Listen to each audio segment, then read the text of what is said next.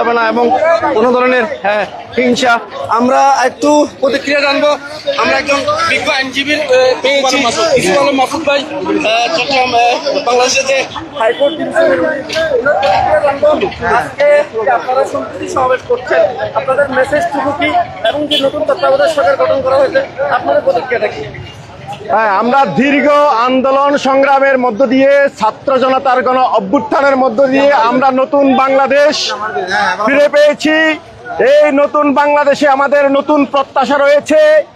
আমরা যারা আজকে শান্তি সম্প্রীতির এই সমাবেশে যোগ দিয়েছি, আমাদের লক্ষ্য হচ্ছে এবং গতকাল যে সরকার গঠন করা হয়েছে আমরা ওই সরকারকে আমাদের অন্তরের অন্তঃস্থল থেকে বাংলাদেশের গণমানুষের পক্ষ থেকে অভিনন্দন জানাচ্ছি এবং সাথে সাথে তাদের কাছে আমাদের প্রত্যাশা রয়েছে যে ওনারা বাংলাদেশের বর্তমান বিরাজমান যে পরিস্থিতি, এই পরিস্থিতিকে পরিস্থিতি শান্ত করে অবশ্যই অল্প সময়ের মধ্যে একটা নির্বাচনের ব্যবস্থা করবেন এবং গণতান্ত্রিক প্রক্রিয়ায় আমরা ওই নির্বাচনে সব দল অংশগ্রহণ করব এবং উৎসবমুখর পরিবেশে একটা নির্বাচন অনুষ্ঠিত হবে বলে আমরা প্রত্যাশা করছি।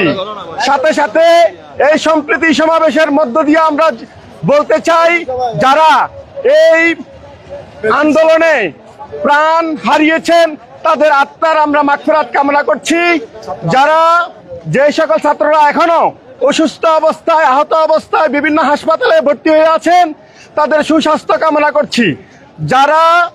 যারা বেঁচে আছেন তাদের দীর্ঘায়ু কামনা করছি এবং সাথে সাথে আমাদের যারা এই সম্প্রীতি সমাবেশে যোগ দিয়েছেন তাদেরকে বলবো, কোনো অবস্থাতেই বিশৃঙ্খলা করা যাবে না।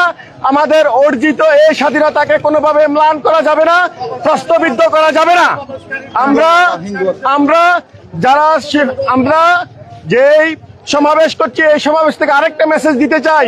আমরা সম্প্রতি লক্ষ্য করেছি ষড়যন্ত্রের অংশ হিসাবে বিভিন্ন জায়গায় বিরোধী দলের নেতা কর্মীদের উপরে হামলা হচ্ছে এবং সংখ্যালঘুদের বাড়িতে হামলা হচ্ছে এবং বিভিন্ন ডাকাতি, চুরি, এই ধরনের অনেকগুলো ঘটনা ঘটতেছে।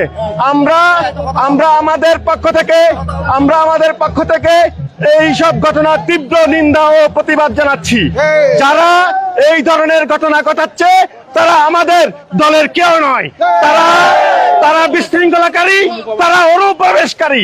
তাদের বিরুদ্ধে আমাদেরকে প্রতিরোধ গড়ে তুলতে হবে এবং আমরা এই সম্প্রীতি সমাবেশের মধ্য দিয়ে জানাতে চাই আমরা তাদের বিরুদ্ধে মাঠে নেমেছি এবং তাদেরকে আমরা শক্ত হাতে দমন করব।